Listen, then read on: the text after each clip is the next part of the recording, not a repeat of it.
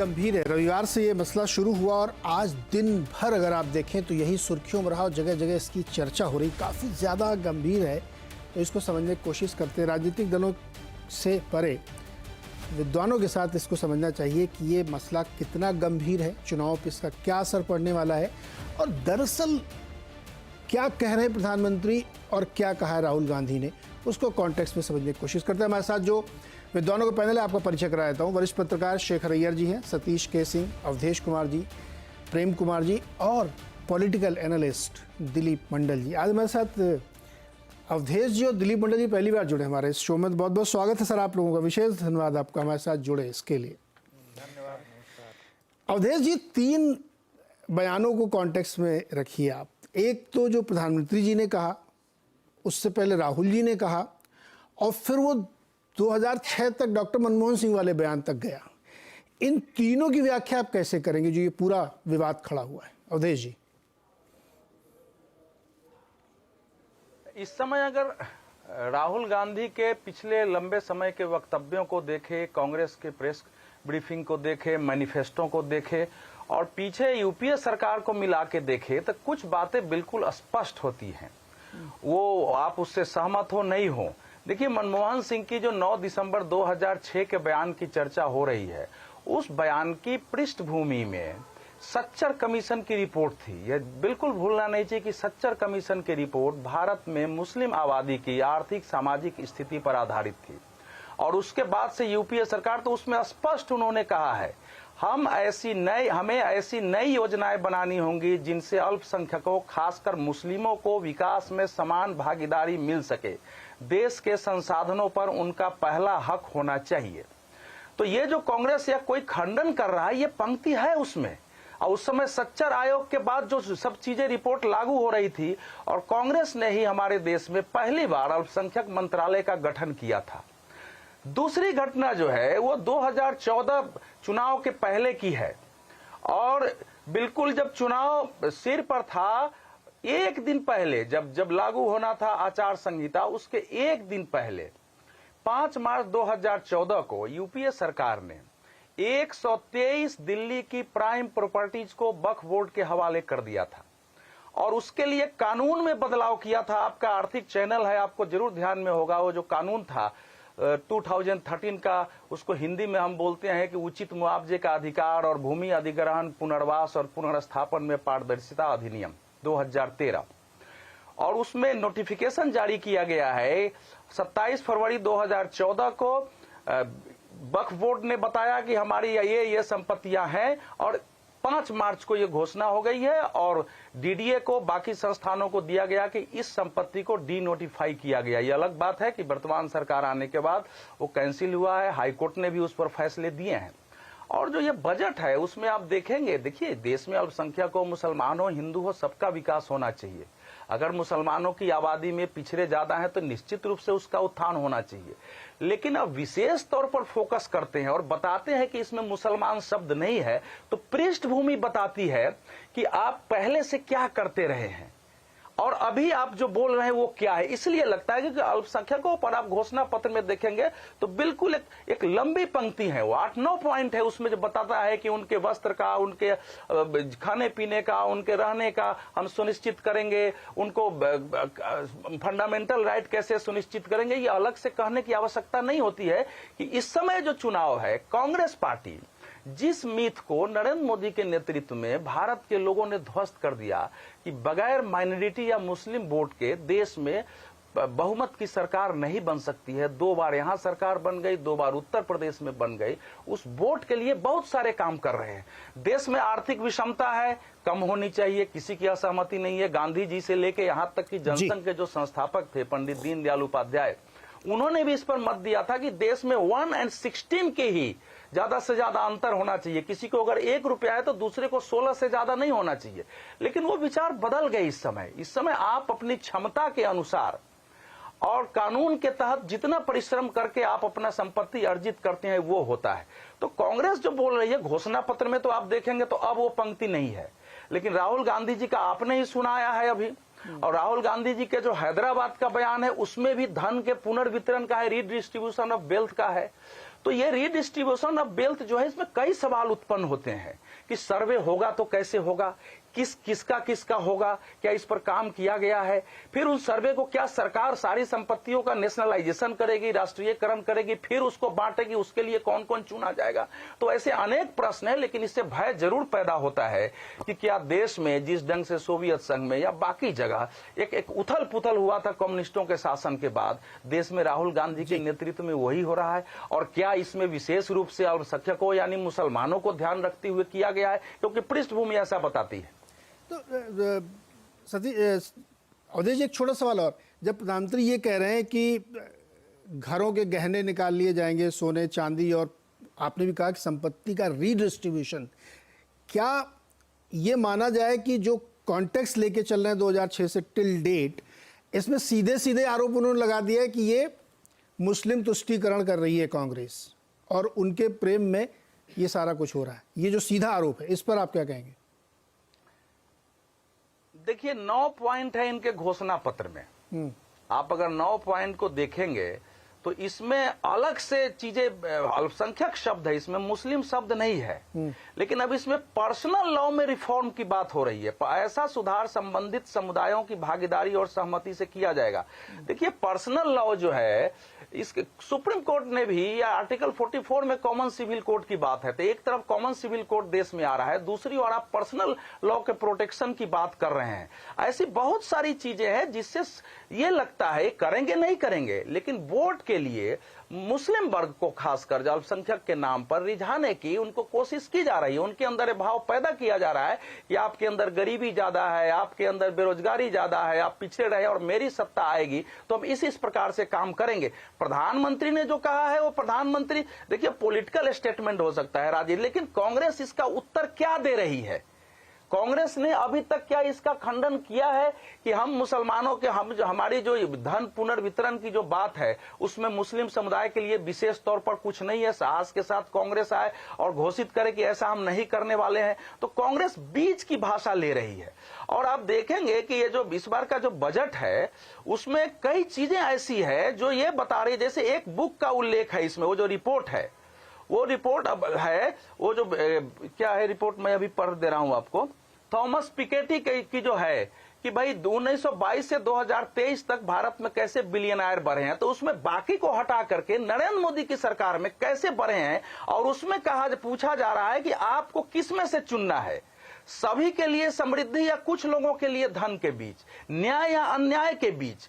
तो ये सारे शब्द ऐसे बता रहे हैं कि जैसे देश में कोई फिर से एक माओवादी या मार्क्सिस्ट क्रांति होने वाली है, और उसमें अल्पसंख्यकों को सामने रख करके विशेष तौर से होगी, क्योंकि इस सरकार में, इसमें आप आगे पढ़ेंगे उसमें लिखा हुआ है कि कैसे इस सरकार में अल्पसंख्यकों को समस्या हुई है, और 2019 में जो हमने मैनिफेस्टो में कहा था वो आज भी लागू होती है। तो उसके आधार पर प्राइम मिनिस्टर जो कह रहे हैं वो प्राइम मिनिस्टर की बात है। मेरा अपना मानना है और सच्चाई है कि इसमें विशेष तौर पर मुस्लिमों के लिए इसमें ध्वनि आती है, और साथ साथ एक डरावना भय पैदा होता है लोगों के अंदर जिन्होंने अपने परिश्रम से संपत्ति अर्जित की है, कि क्या भविष्य में ऐसे लोगों के संपत्ति अर्जित करने पर या ऐसे लोगों को विकास करने पर उस पर कोई प्रतिबंध या उसकी कोई सीमा तय कर दी जाएगी। दिलीप सर, ये बताइए कि क्या जो मुस्लिम तुष्टीकरण या मुस्लिम प्रेम का आरोप कांग्रेस के ऊपर उसके मैनिफेस्टो को लेकर लगाया गया है, प्रधानमंत्री ने किया है, वो आपको लगता है जैसे अवधेश जी कह रहे हैं ध्वनित हो रहा है उसके अंदर ये है, और वो पिछड़ों के लिए, गरीबों के लिए छिप के ये काम कर रहे हैं, या सत्ताधारी दल ने, प्रधानमंत्री जी ने इसको जरूरत से ज्यादा एनालाइज कर दिया है? देखिए, ये जो प्रधानमंत्री का बयान है ये कॉन्टेक्स्ट में है, और कांग्रेस पर उनके जो रेट्रिक्स हैं, जो उनके बयान हैं, उसमें लेफ्ट का असर जो है ये तो बहुत साफ साफ दिख रहा है। और संपत्ति का सर्वे और रिडिस्ट्रीब्यूशन, ये बात बार बार बोली जा रही है। अभी हो सकता है किसी को लग सकता है कि भारत में गरीबों की संख्या अच्छी खासी है, और अगर गरीबों को लुभाने वाली कोई बात कही जाए तो ये अच्छी पॉलिटिक्स हो सकती है, ये किसी का एक नोशन हो सकता है। लेकिन एक ग्लोबल जो पॉलिटिक्स का एक्सपीरियंस है वो कहता है कि दुनिया ऐसे चलती नहीं है। दुनिया में कहीं पर भी वेल्थ का रीडिस्ट्रीब्यूशन कि सारे लोगों का सबकी संपत्ति का एक हिसाब किताब लिया जाए और उसको बांट दिया जाए ताकि असमानता दूर हो जाए, ये आइडिया जो है ये फेल्ड आइडिया है। ये आइडिया चलता नहीं है, चला नहीं है। और ये देखिए, ये बहुत पॉलिटिकल साइंस का बहुत कोर जो टेक्स्ट है उसमें से एक टेक्स्ट है एडमंड बर्क का, और reflection on the revolution on in France, ये एक किताब है उन्होंने जो फ्रांस के रिवॉल्यूशन के बाद लिखी है एडमंड बर्क ने। और पॉलिटिकल साइंस का हर विद्यार्थी जानता है कि ये कितनी महत्वपूर्ण किताब है। उसमें उन्होंने थ्योराइज किया है कि जब क्रांति होती है, जब इस तरह का रिडिस्ट्रीब्यूशन का आइडिया आता है, तो इसका डर सिर्फ अमीरों को नहीं होता है, बल्कि गरीब भी डरता है कि हम कहीं इससे बुरी स्थिति में तो नहीं चले जाएंगे, क्योंकि वो अनिश्चय में कोई आदमी नहीं जाना चाहता है। मेरे पास आज कम है, इसलिए मैं क्रांति का समर्थन नहीं करूंगा, इसलिए कि क्रांति होने के बाद सब कुछ ठीक हो जाएगा। ये भी तो संभव है कि हम इससे ही बुरी हालत में चले जाएं। तो दरअसल प्रोलेटेरिएट या सर्वहारा कोई है नहीं, सबके पास कुछ ना कुछ है। इसी वजह से ये आइडिया कभी नहीं चलता है कि आप रीडिस्ट्रीब्यूट कर देंगे। लग सकता है कि वाह कितने शानदार आइडिया है कि हमें अब हम अडानी और अंबानी की भी संपत्ति बटेगी, हमारी भी बटेगी, तो हम कहीं मीडियन में या कहीं मीन में हम सेटल हो जाएंगे और हमारे लिए कोई बहुत शानदार आने वाला है। तो दरअसल एक तो ये आइडिया जो कांग्रेस का है ये लेफ्ट से प्रभावित है, और ये आइडिया कांग्रेस को पॉलिटिकल मुझे नहीं लगता है कोई बेनिफिट देने वाला है, क्योंकि इससे मिडिल क्लास और जो ओपिनियन मेकर्स हैं और ऑब्वियसली बाकी सारे क्लासेस और गरीब भी डरेगा कि जो हमारे पास है वो चला तो नहीं जाएगा, ये क्या होने वाला है। हम अपना हिसाब क्यों दें कि हमारे पास एक चलो सोना नहीं है चांदी है थोड़ा सा, हम उसका हिसाब सरकार को क्यों दें। तो ये एक पहली बात तो ये है। दूसरा, ये जो कॉन्टेक्स्ट आया कि बांटेंगे, इसके साथ ये सवाल निश्चित रूप से आएगा जो कांग्रेस ने 2006 में और या उसके आसपास किया था। और कांग्रेस ने सचमुच ये कहा था, देखिए भारत का संविधान आर्टिकल 14 बहुत साफ साफ कहता है कि इक्वलिटी के राइट्स हैं, लेकिन 15 और 16 और आर्टिकल 335 में SC ST OBCs के लिए विशेष प्रावधान है। ये तो एक तरह से कहा जा सकता है कि भारत का कॉन्स्टिट्यूशन, कॉन्स्टिट्यूएंट असेंबली और भारत का लोकतंत्र SC ST और OBC को विशेष अधिकार की मान्यता तो देता है, लेकिन इसमें जो मनमोहन सिंह ने मुसलमान ऐड कर दिया, इसने पूरे देश को चौंकाया है कि ये तो कभी नहीं था, आज तक कई बात भी नहीं हुई कि मुसलमानों का पहला अधिकार। जो कांग्रेस कह रही है कि नहीं हम तो सिर्फ मुसलमानों की बात नहीं कर रहे हैं, हम SC ST OBC और मुसलमानों की बात कर रहे हैं, तो ये भी गलत है। आप मुसलमान को इसमें ऐड ही क्यों कर रहे हैं, क्योंकि मुसलमान as a total class deprived नहीं है। हिस्टोरिकली उसी क्लास का एक हिस्सा जो है वो भारत पर 600 साल राज किया है, उसके एक डिमांड पर ये देश बंटा है, उनके सिविल लॉज अलग उन्होंने मांगा तो उनको मिल गया, उनको माइनॉरिटी इंस्टीट्यूशंस मिल गए, तो they are not deprived in any sense और even in classical sense. So उनका डिप्रिवेशन का जो क्लेम है वो गलत है। तो जब डिप्रिवेशन नहीं है तो उनको विशेष अधिकार आप क्यों देंगे, और मुसलमानों को देंगे तो हिंदुओं को क्यों नहीं देंगे, हिंदुओं ने कौन सा पाप किया है। तो ये जो अवधेश जी कह रहे थे, इस पर मैंने आज सुबह ही लिखा है डिटेल में कि कॉन्टेक्स्ट क्या है। 2006 के नवंबर में सच्चर की रिपोर्ट आती है। सच्चर की रिपोर्ट कहती है कि मुसलमानों की हालत जो है वो दलितों से भी खराब है। इसके ठीक एक महीने बाद मनमोहन सिंह ये बयान देते हैं। इसी बीच में रंगनाथ मिश्रा कमीशन ये रिपोर्ट लिख रहा होता है कि मुसलमानों को 15% आरक्षण अलग दे दो। कहता है कि शेड्यूल्ड कास्ट के अंदर मुसलमानों को डाल दो और उसके अंदर उनको रिजर्वेशन दो, और उनके जो रिजर्व कॉन्स्टिट्यूएंसीज हैं वहाँ मुसलमानों को भी हक मिलना चाहिए। तो ये कहते हैं कि जो माइनॉरिटीज़ कमीशन है उसको संवैधानिक दर्जा दे दो।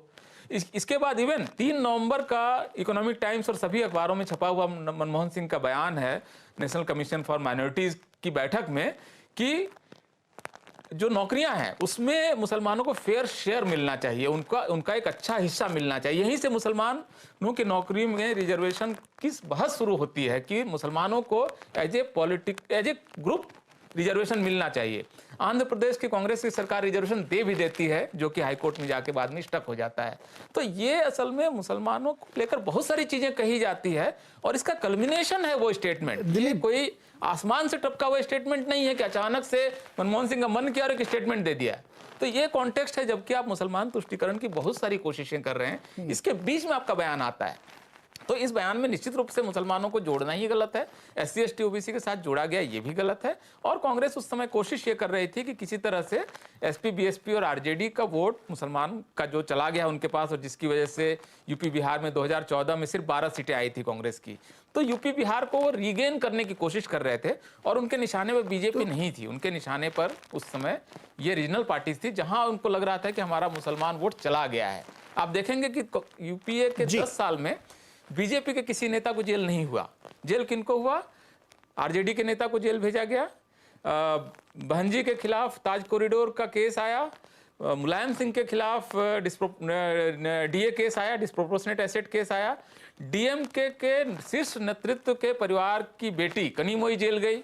तो उनकी नज़र थी रीजनल पार्टीज को किसी तरह से निपटा, और उसके बाद हम पुरानी ग्लोरी में चले जाएंगे, नेहरूवियन एरा में, जहां मुसलमान हमारे पास होगा और दलित होगा, तो साथ में तो अपर कास्ट तो फिर अपने आप लीडरशिप देने के लिए आ जाएगा। तो that was the idea of Congress. देखिए ना, कॉन्ट्रा भी है फेल्ड ये कि अगर SC ST के बीच में ही घुसा के ये मुस्लिमों को भी दक्षिण देना चाहते हैं तो उनका हक भी मारेंगे वो कहीं ना कहीं के, क्योंकि आप उसी में शामिल करना चाहते हैं उनको, जो उन्हीं का हक। वही तो एग्जैक्टली आप जब फर्स्ट राइट्स में मुसलमान ऐड कर देंगे तो फर्स्ट राइट जिनको पहले से मिल रहा था भारत के कॉन्स्टिट्यूशन की वजह से, उसी स्पेस में से तो आप देंगे ना रिसोर्सेज। क्योंकि उसी भाषण में देखिए एक आखिरी लाइन, उस विवादास्पद पैरे की आखिरी लाइन है कि लिमिटेड रिसोर्स से उनको देंगे।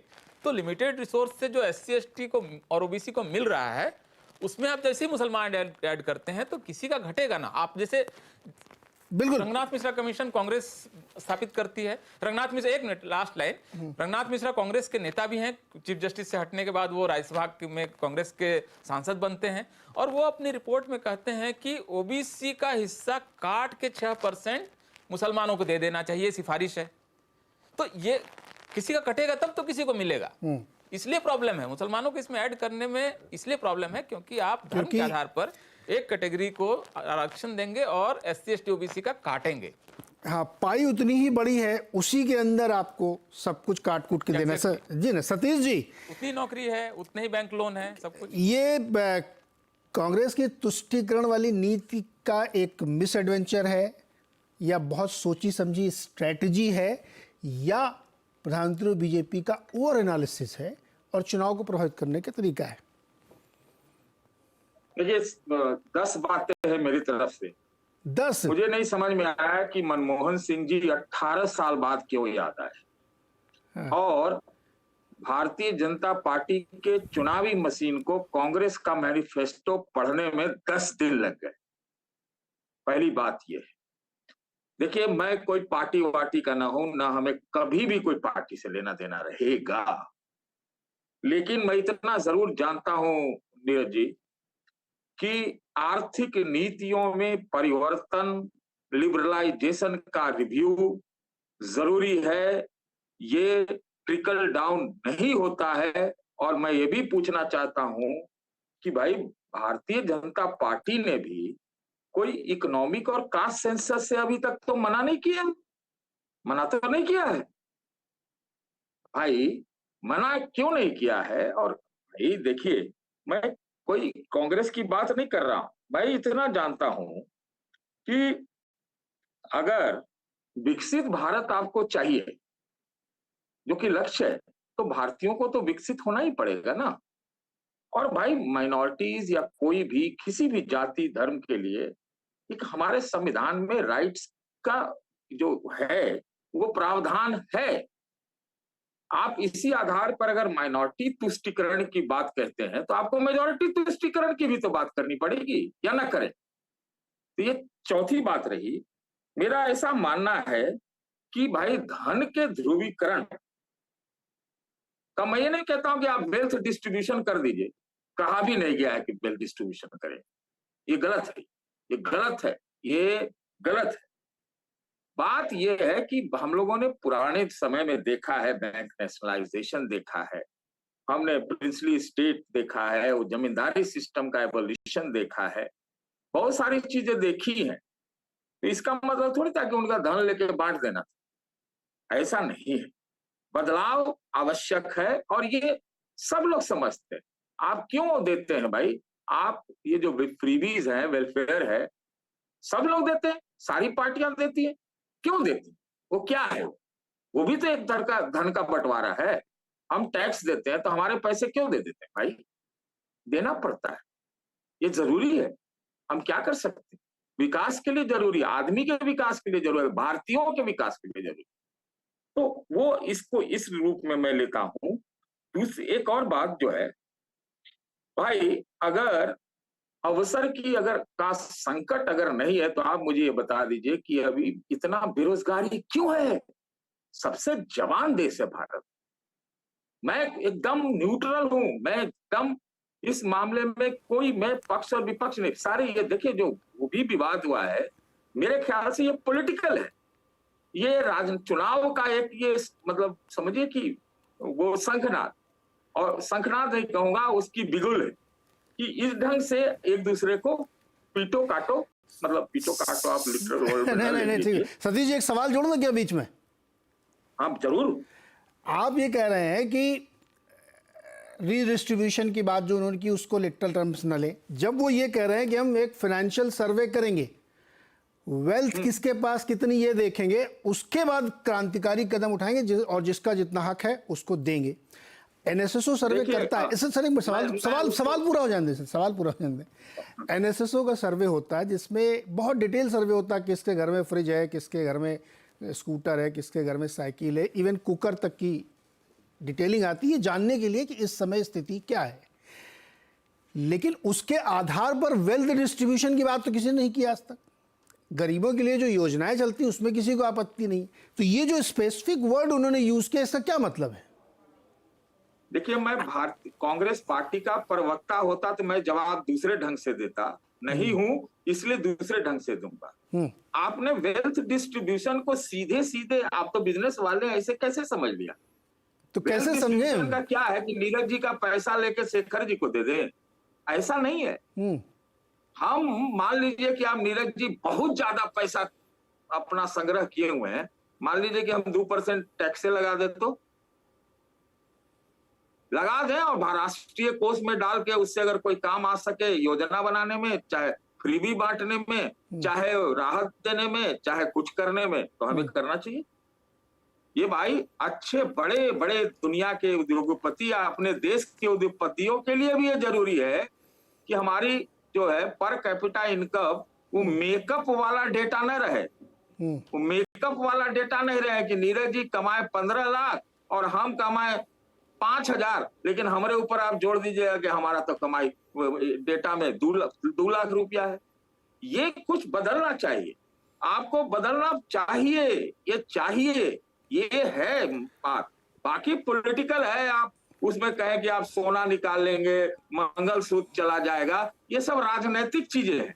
मुझे नहीं लगता है कि ना प्रधानमंत्री ये कोई मीनिंग करते हैं और ना कोई ये कह रहा है। तो मुझे लगता है ये जब पॉलिटिकल स्लगफेस्ट को हमको धरातल पर जाके काम करना चाहिए। इतना मैं जरूर कहूंगा, बहुत एक्टिविस्ट भी आपके पैनल में बैठे हुए हैं, तो इतना तो जरूर है।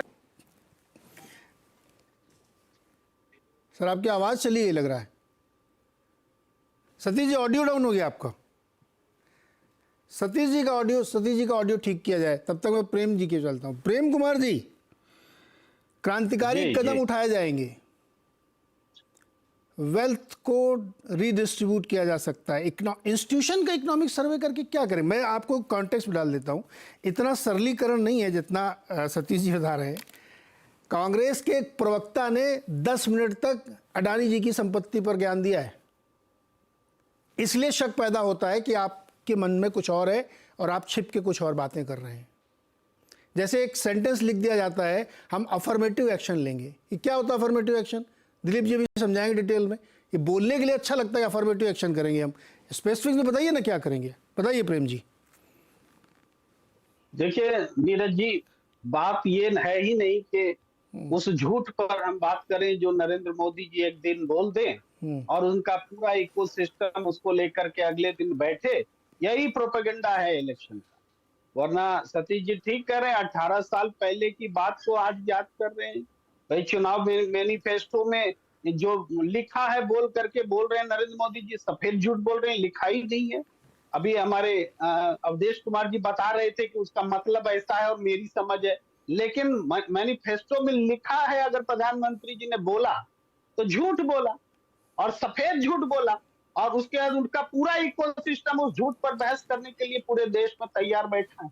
ये सच्चाई। अब इसके फैक्ट पर आज बात करने की कोई आवश्यकता ही नहीं है। अरे बीजेपी की मैनिफेस्टो में ये कहाँ लिखा है कि वो संविधान बदल देंगे, जिस पर पिछले महीने भर से सारे चैनलों पे घूम घूम के चर्चा हो रही है? बताइए जरा सर हमको, आप बताइए ना, कहीं लिखा है क्या बीजेपी में कि हम संविधान बदलने वाले हैं?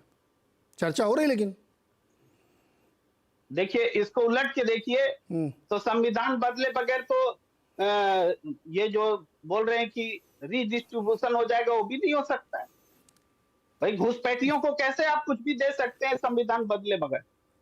दे सकते हैं क्या? तो फिर ये बहस कांग्रेस क्यों चला रही है? पता नहीं है कि इस देश के नागरिक नहीं ना बांटेंगे कुछ भी। प्रधानमंत्री जी मूर्ख है क्या? अरे तो ये बहस फिर बहस क्यों चला रही है सरकार के खिलाफ? विपक्ष वाले सारे पत्रकार, बुद्धिजीवी सब की अगर आई तो संविधान बदल जाएगा, अब आगे से चुनाव भी नहीं होंगे, यहां तक की डिस्कशन चल रहे हैं। लिखा है कहीं पे बीजेपी किसी मैनिफेस्टो में? ये बहस इसलिए चल रही है, आप देख रहे हैं सूरत में निर्विरोध चुना जा रहा है, उसकी परिस्थितियां क्या है? आप देख रहे हैं कि चुनाव आयोग बैठा हुआ है, सरेआम धर्म के नाम पर वोट मांगे जा रहे हैं। चुनाव आयोग केवल विपक्ष को नोटिस देता है, चुनाव आयोग सो रहा है। अरे आगे सचमुच में चुनाव नहीं होंगे भाई, संविधान तो बदल ही जाएगा। और हम थोड़े बोल रहे हैं संविधान बदलने की बात, तो भारतीय जनता पार्टी के लोग बोल रहे हैं। कौन? कांग्रेस थोड़े बोल रही है, विपक्ष का नेता थोड़े बोल रहा है, हम आप नहीं बोल रहे। बीजेपी के नेता बोल रहे हैं, अनंत हेगड़े ने कहा, ज्योति मिर्धा ने कहा, लल्लू सिंह ने कहा, प्रेम कुमार ने कहा, और प्रधानमंत्री ने उसका खंडन किया, वो भी तो याद करिए सर। राहुल गांधी की बात को मैं मान लूं कि वो सच बोल रहे हैं, लेकिन प्रधानमंत्री अपने हर रैली में बार बार जाके, इवन 14 तारीख को अंबेडकर जी की जयंती के मौके पर भी वो सफाई दे रहे हैं कि ये एकदम गलत झूठ प्रचार है, लेकिन उसको नहीं मानना। रूपापाला की बात को मान लें सही, हम हेगड़े की बात को हम सही मान लें। नहीं, किसी पर कोई एक्शन हुआ क्या? वाजपेयी जी, आप जितना तुर्की हमसे पूछ रहे हैं, अभी तक उनसे पहले के वक्ताओं में आपने नहीं पूछा। अच्छा चलो, ये तो आपने मेरे ऊपर आरोप लगा दिया। जानते हैं नहीं, ये बोलना जरूरी है, दर्शकों को दिखाना भी जरूरी होता है कि देखिए नीरज वाजपेयी जी ने अवधेश कुमार जी को 8-9 मिनट तक निर्विरोध बोलने दिया, दिलीप मंडल जी को निर्विरोध बोलने दिया, सतीश केसिंग जी को थोड़ा सा टोका, और सबसे ज्यादा प्रेम कुमार को टोका। ये देखने की जरूरत है, दिखाने की भी जरूरत है। तो ये क्यों हो रहा है? क्यों? इसलिए हो रहा है कि एक झूठ नरेंद्र मोदी जी को बोलना है, और उस झूठ को पूरे देश में उसको चुनावी मुद्दा बनाना है, चुनावी मुद्दा बनाने के लिए किया गया, और बाकी कुछ भी नहीं है। ये इसके अलावा कुछ है ही नहीं, ये मैं कहना चाहता हूं। ओके शेखर जी, पिछले 1 महीने से लगभग बहुत इंटेंस चुनावी प्रचार रैलियां ये सभी दलों की चल रही हैं। इस विषय को छोड़ करके किसी में इतनी तीखी प्रतिक्रिया आई है क्या? प्रेम कुमार जी, इसलिए इस पे ज्यादा बात हो रही है। कल से इस पे एकदम घमासान मचा हुआ है हर जगह, ट्विटर लाइन भरी पड़ी है, इस पे डिबेट्स हो रही हैं, अपने अपने लोग व्यू दे रहे हैं, इसलिए इस पे बात हो रही है ना सर? नीरज जी, बात नहीं होगी। प्रधानमंत्री देश बात होगी ना, क्यों नहीं होगी? सांप्रदायिक भाषण देंगे, सांप्रदायिक भाषण देंगे ना, बात नहीं होगी। प्रेम कुमार जी, इसलिए तो हम इस डिबेट कर रहे हैं, इसलिए तो हमने विद्वानों को बुलाया, हमने तो कांग्रेस को बुलाया था कि आके सफाई दीजिए, बताइए आपका मंशा क्या। वो आए नहीं आज, लेकिन उन्होंने मना कर, सांप्रदायिक भाषण पर नहीं हो रही है बात, हो रही है सर पर। नहीं, बात हो रही है, नहीं आप देखिए, सांप्रदायिक भाषण पर बात होनी चाहिए, उसी पे बात हो रही है। प्रेम कुमार जी, आपने ये कहा, आपने कहा कि एक ये झूठ है जिस पर डिबेट हो रही। मैंने कहा संविधान बदलने की बात भी इतने दिनों से झूठ चल रही है, उस पर तो आपने कभी नहीं कहा कि ये झूठ पर क्यों डिस्कशन हो रहा है, इसलिए मैंने कहा। कैसे वो कह रहे हैं झूठ? मैंने तो कहा कि ये संविधान बदलने की जो कोशिश है वो दिख रही है, प्रमाणों में दिख रही है। यही तो नेता भी बोल रहे हैं। मैंने कहा कि देखिए चुनाव आयोग सो रहा है हर मामले में, यही बात अरे इलेक्टोरल बॉन्ड सारे चीज प्रमाण है। प्रेम कुमार जी, यही बात बहुत सारे एनालिस्ट और खुद भाजपा वाले कह रहे हैं कि ये मुसलमानों का पीस करने के लिए ये कहा गया। अच्छा शेखर जी से पूछ लूं, काफी देर हो गई। शेखर जी, ये क्या राजनीतिक वितंडावाद है, चुनावी स्टंट है, या एक गहरी सोची समझी दोनों पार्टी की रणनीति है? देखिए, इसमें तीनों बातें हैं, क्योंकि प्रधानमंत्री का जब से कांग्रेस मैनिफेस्टो आया तब भी पहले से ही उन्होंने कह दिया कि ऐसा एक मैनिफेस्टो है जो 20 साल देश को पीछे घसीटेगा। और साथ में उन्होंने कहा ये तो मुस्लिम लीग जैसे ही है कि काफी अलग अलग देश को बांट के अलग अलग वर्ग की बात की जा रही है, जब पूरे पूरे देश कैसे आगे बढ़ेगा, आगे 25 साल में क्या होगा, 10 साल में क्या होगा, जैसे हर नागरिक, हर भारतीय नागरिक कैसे इसमें मौका मिलेगा, यह सारे बातें इसमें नहीं है। देखिए जब से उनका ये फॉर्मूला कर्नाटक में खूब अच्छा चला, देखिए पूरी माइनॉरिटीज वोट मिलने के कारण कर्नाटक में अच्छी जीत आई कांग्रेस को, तेलंगाना में भी अच्छी जीत आई, उनको लगा कि ये फॉर्मूला चल रहा है। और ये बात भी बता दूं नीरज जी, जब कांग्रेस की अंदर की जो मैनिफेस्टो मीटिंग्स हुई, कई आइडियाज राहुल गांधी जी का जो था वो सामने रखा गया और राहुल गांधी जी का यही था भाई ये सारे आइडियाज इसमें शामिल कीजिए। लेकिन चिदम्बरम जैसे नेता जो मैनिफेस्टो कमेटी के हेड है, उन्होंने कहा ये सारे चीजें नहीं कर सकते, ये सब चीजें हो नहीं सकता। इसी तरह करके आपने देखा जो वर्जन आप देख रहे हैं डाइल्यूटेड वर्जन जो कांग्रेस मैनिफेस्टो, वो पूरा राहुल गांधी जी का व्यू को रिफ्लेक्ट नहीं कर रहा है। लेकिन बात क्या है, राहुल गांधी जी के मन में वो कहीं से भी सलाह ली हो या कहीं से भी आइडिया पिकअप किया हो, ये सारे आइडियाज ऐसे आइडियाज है जिसको आप कह सकते हैं लेफ्ट रेडिकल आइडियाज है। कुछ लेफ्ट रेडिकल आइडियाज है, कुछ सैम पिट्रोडा जैसा नेता एक समय में बड़े कैपिटलिस्ट होते थे लेकिन आजकल बड़े बैकवर्ड क्लास की बात करते हैं, बाकी चीजों की बात करते हैं। और इस तरह की एक खिचड़ी की आइडिया जो राहुल जी के अंदर ये कई समय से इसके बारे में सोचकर उनकी जो विचार है, इसलिए आप देखेंगे जब अप्रैल 6 को इन्होंने जो सर्वे की बात की, फाइनेंशियल सर्वे की बात की, ये बातें मैनिफेस्टो में नहीं है, लेकिन वो जिस तरह बोल रहे थे कि यही एस्पेक्ट है जो मैंने, क्योंकि वो बातें शामिल नहीं हुआ, क्योंकि मैंने जो सुना है, मेरी जो सूत्र है कांग्रेस में, वो कहते हैं कई मैनिफेस्टो कमेटी मीटिंग में ये सारे बातों को लेकर चर्चा हुई है। लेकिन चिदम्बरम जी का कहना था क्योंकि उनका अनुभव है, वो फाइनेंस मिनिस्टर रहे, भाई ऐसा आइडियाज हम डाल नहीं सकते क्योंकि ये सारे आइडियाज मतलब प्रैक्टिकल भी नहीं है। और लगातार सवाल उठाएगा कि कांग्रेस पार्टी एक समय में सेंट्रिस्ट पार्टी थी, यूपीए के कार्यकाल में वो थोड़ा लेफ्ट ऑफ सेंटर हुई। अब जो बातें राहुल जी कह रहे हैं, उनको लगता है कि जो उनकी विचार और जो हम मानते हैं भाई ये माओइस्ट विचार है या अल्ट्रा रेडिकल विचार है, उसमें थोड़ा तालमेल हो गया है। उनको लगता है यही सारे चीजों के लेकर ही कांग्रेस आगे बढ़ सकती है, जब कांग्रेस कभी एक्सट्रीम पोजीशन कभी भी नहीं है। एक बात नंबर 1। बात नंबर 2 में देखिए लगातार कांग्रेस के अंदर भी आपने देखा होगा, जब न्याय यात्रा भी हो रहा था, न्याय की बात की रही थी, वो 3-4 वर्गों की भी कंसंट्रेशन था। और बार बार देखिए आज राजस्थान में हम लोग प्रधानमंत्री की भाषण की बात कर रहे हैं, वहां क्या हो रहा है हमने क्या सुना।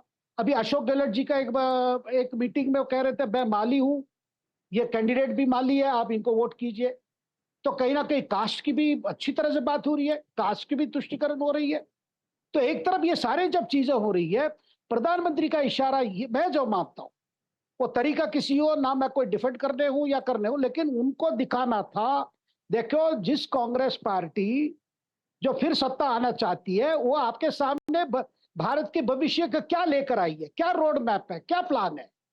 और कुछ भी कहिए, अगर कांग्रेस सत्ता में आएगी तो बाकी लीडर्स की नहीं चलेगी, राहुल जी की सोच ही चलेगी आगे, सैम पिट्रोडा की सोच ही चलेगी, हुआ तो हुआ वाला ही चलेगा। ये बड़ा क्लियर है, कांग्रेस पार्टी वाले भी जानते हैं। राम मंदिर प्राण प्रतिष्ठा को विरोध करना, जब सारे कांग्रेस पार्टी के अंदर ये विचार था भाई हम तो ये तो सुप्रीम कोर्ट के बाद हो रहा है तो हमें शामिल होना चाहिए, पार्टी के सब लोग चाहते हैं हम शामिल हो जाए। लास्ट तक ये चल रहा था कि हो सके खड़गे भी जाएंगे उधर क्योंकि निमंत्रण आया था, लेकिन राहुल जी का ये था नहीं हमें नहीं जाना है। तो ये देखिए जो चीजें की बात हो रही है, भाई कितना एग्जैजरेशन है, कितना ये है, वो हम एनालाइज कर सकते हैं। और साथ में देखिए अभी क्या है, आज ओपोजिशन ने इलेक्शन कमीशन में जाके कहा है भाई ये हेट स्पीच है, जो प्रधानमंत्री बोले हेट स्पीच है क्योंकि मुस्लिम की रेफरेंस हुई है। लेकिन देखिए आपके रिप्रेजेंटेशन ऑफ पीपल एक्ट बड़ा क्लियर है, उसमें सेक्शन प्रावधान है 123(3)(a) है, 125 है जी, जिसमें पनिशमेंट भी है, 3 साल की पनिशमेंट है। अगर वाकई विपक्ष मानती है, कांग्रेस मानती है कि ये पूरा हेट स्पीच है प्रधानमंत्री का, सीधा जाके कोर्ट में केस फाइल करना होगा। देखिए इलेक्शन कमीशन तो अलग है, लेकिन आप केस फाइल कर सकते हैं। जी सर। कोर्ट में सर एक दिक्कत है, कोर्ट में ना फिर बहुत फैक्चुअल डिस्कशन होते हैं, उसमें फिर मामला बहुत लंबा खिंच सकता है, फंस जाएंगे उसमें, कौन साबित कर पाएगा ये भी मुश्किल है। फिर 2006 क्या उससे और पीछे तक मामला पहुंच जाएगा, तो ये कोर्ट जाने इसलिए थोड़ी समस्या खड़ी हो जाती है। एक छोटा सा ब्रेक लेंगे, ब्रेक के बाद तुरंत लौट के आके फिर दिलीप जी और अवधेश जी के पास चलते हैं कि इससे फ़ायदा किसको होगा, इस पर भी थोड़ी बातचीत होने वाली है।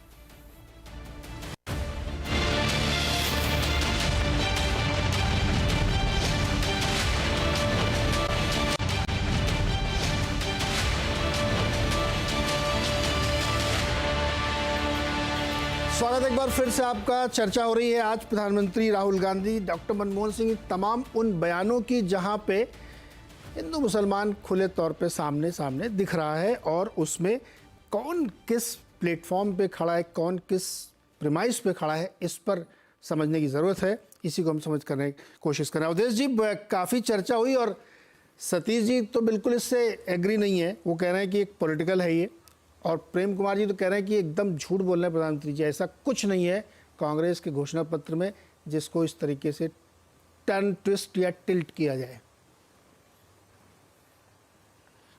अब देखिए, प्रेम कुमार जी ने अब प्रेम प्रकट करने का एकदम एक शानदार तरीका विकसित किया है गर्जना तर्जना में, और उससे ऐसी ही ध्वनि निकलती है। अब जहां टिप्पणी करनी होगी की जाएगी। वीर रस के कवि सम्मेलन में इसी प्रकार से गर्जनाएं होती हैं। हालांकि मैं बहुत रेस्पेक्ट करता हूं, बहुत पढ़ते लिखते हैं और बहुत तार्किक बात रहती है, उनके साथ बहस करने का आनंद भी आता है। अब मैं देखिए, ऐसा है सतीश जी, मैं किसी पर टिप्पणी करूं उसकी बजाय मैं अपनी बात कह रहा हूं। देखिए, ये जो मनमोहन सिंह का बयान है, आपको भी पता है कि 18 साल बाद चर्चा नहीं हो रही है। लगभग कहीं न कहीं किसी डिबेट में कांग्रेस बीजेपी के प्रवक्ताओं में उस बयान की चर्चा होती ही रही है जब से उन्होंने बयान दिया है। यानी एक कंटेक्स्ट में हुआ है 2014 में नरेंद्र मोदी जी इसको पूरा एक कौन से ज्यादातर भाषणों में उपयोग किया है। इसलिए ये नहीं है कि 18 वर्ष बाद याद आ गया हो किसी को।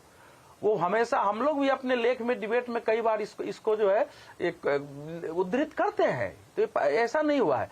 दूसरा, मेरा कहना है कि कांग्रेस एक बार स्पष्ट करे कि हमारी पार्टी ने मैनिफेस्टो में वेल्थ रीडिस्ट्रीब्यूशन का या वेल्थ सर्वे का घोषणा नहीं किया है।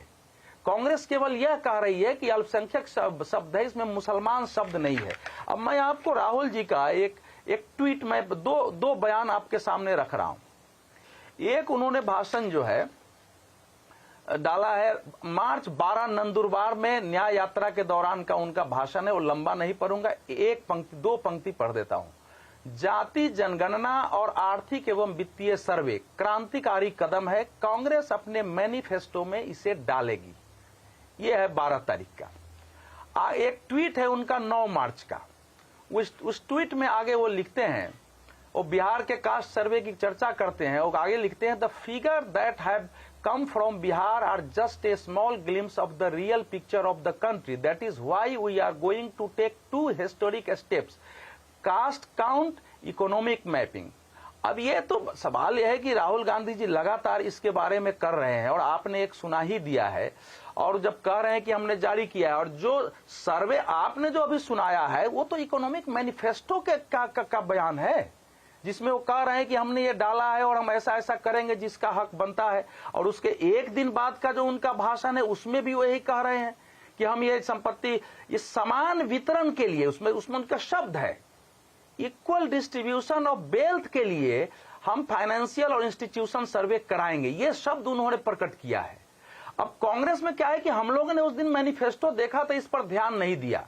अब आज वेबसाइट पर देखेंगे तो मैनिफेस्टो में वो नहीं है, लेकिन उस मैनिफेस्टो में तो वेल्थ सर्वे की ही बात नहीं है, वेल्थ मैप। तो क्या कांग्रेस पार्टी ने इस हंगामे के बाद उसको हटा दिया है वहां से? कोई पुराना सब अगर मैनिफेस्टो उठाए तो उसमें दिखाई देगा कि सच है कि नहीं है। अगर जो सतीश जी कह रहे हैं कि आप 2% टैक्स लगा देगा, तो कांग्रेस में तो इतने इकोनॉमिस्ट है, उसको बताना चाहिए कि हम क्या करना चाहते हैं। और आप ही ने कोट किया है कि अडानी की संपत्ति का विवरण और दिया है, जिस ढंग से वो बोलते रहे हैं। पहले अंबानी जी का भी नाम लेते थे, आजकल बंद करके वो अडानी जी का नाम लेते हैं केवल। तो जिस प्रकार की भाषा बोल रहे हैं, देखिए इस समय मैं बार बार कह रहा हूं कि इस देश में जो अल्ट्रा लेफ्टिस्ट थे, देखिए लेफ्टिस्टों में धीरे धीरे कुछ प्रैक्टिकल लोग हैं, लेकिन अल्ट्रा लेफ्टिस्ट और अल्ट्रा सोशलिस्ट, मैं बहुत करीबी रहा हूं उनके, जिनको इस देश की जनता ने राजनीति खासकर चुनावी राजनीति में नकार दिया, तो नकारे गए ठुकराए हुए लोग इस समय राहुल गांधी और उस परिवार के इर्द गिर्द जो है उनके पॉलिसी के निर्धारक हैं, उनको सुझाव दे रहे हैं। वहां से इसी प्रकार की भाषा निकलती है कि वो देश को उस अवस्था में ले जाना चाहते हैं कि दुनिया भर में एक पिक्चर प्रेजेंट करो कि नरेंद्र मोदी के शासन काल में तो बिल्कुल सब कुछ खराब हो गया है, भूखमरी हो गई है, अल्पसंख्यकों को। अवधेश जी, मैं तो ये कह रहा हूँ कि कोई अधिकार ही नहीं, मैं आपको अल्पसंख्यक, मान लीजिए घोषणा पत्र में नहीं भी लिखा है तो राहुल जी ने बोल दिया ना, जैसे प्रधानमंत्री जी ने घोषणा पत्र के अलग बोला 3 करोड़ घर बनाएंगे, वही तो मैं कह रहा हूं। उसमें कभी उन्होंने ये डिस्प्यूट नहीं किया कि हम नहीं बनाएंगे। राहुल जी डिस्प्यूट कर रहे हैं कि नहीं हमने ऐसा नहीं कहा, वैसा नहीं कहा, अब बोल दिया तो मान लो कि भाई हमने बोला। नहीं बिल्कुल मैं बात नहीं, वो जो बयान आपने है वो बिल्कुल घोषणा पत्र जारी होने के दिन का है, उसके एक दिन अगले का है। और मैं बता रहा हूं कैसे आपको जाता है कि अल्पसंख्यकों को, मैं एक पंक्ति पढ़ रहा हूं, 5वां बिंदु है अल्पसंख्यकों वाले में, भारत को अपनी पूरी क्षमता का एहसास कराने के लिए अल्पसंख्यकों का आर्थिक सशक्तिकरण एक जरूरी कदम है। चलो ठीक है, यह सुनिश्चित करेंगे कि बैंक बिना किसी भेदभाव के अल्पसंख्यकों को संस्थानक ऋण प्रदान करेंगे। भाई सबको ऋण क्यों नहीं प्रदान करेंगे bank? Schedule caste schedule tribes को क्यों नहीं करेंगे? पिछड़ों को क्यों नहीं करेंगे? और आगे जो इसमें एक पंक्ति है जो मैं बार बार चाहता हूं, कांग्रेस यह सुनिश्चित करेगी कि प्रत्येक नागरिक की तरह अल्पसंख्यकों को भी पोशाक, भोजन, भाषा और व्यक्तिगत कानूनों की पसंद की स्वतंत्रता हो। जी, पर्सनल लॉ की बात हो रही है भोजन को, तो ये सब अलग से जब आप देते हैं तो इसमें संदेह प्रकट होता है। भारत अगर 20-22 करोड़ इस देश के मुसलमान विकसित हुए बगैर ये देश प्रगति नहीं कर सकता है। अगर लेकिन पिछड़े और गरीब लोगों को आर्थिक मदद मिले उनके कामकाज के लिए, तो वैसी तो योजनाएं केंद्र स्तर की बहुत चल रही हैं, खूब पैसा उसमें बट भी रहा है, लोग ले भी रहे हैं। सतीश जी एक क्विक कमेंट, उसके बाद मैं दिलीप जी के पास जाऊंगा। क्विक कमेंट आपका। नहीं, मैं तो इतना ही कहना चाहता हूं कि भाई देखिए, अगर कास्ट और इकोनॉमिक मैपिंग की बात की गई तो ये भी कोई नई बात थोड़ी ना है। और मान लीजिए कि आपका जो संवैधानिक ढांचा है और सबकी नीतियां हैं, इंक्लूडिंग प्राइम मिनिस्टर मोदी की नीतियां, वो कहते हैं कि कोई भेदभाव नहीं करते।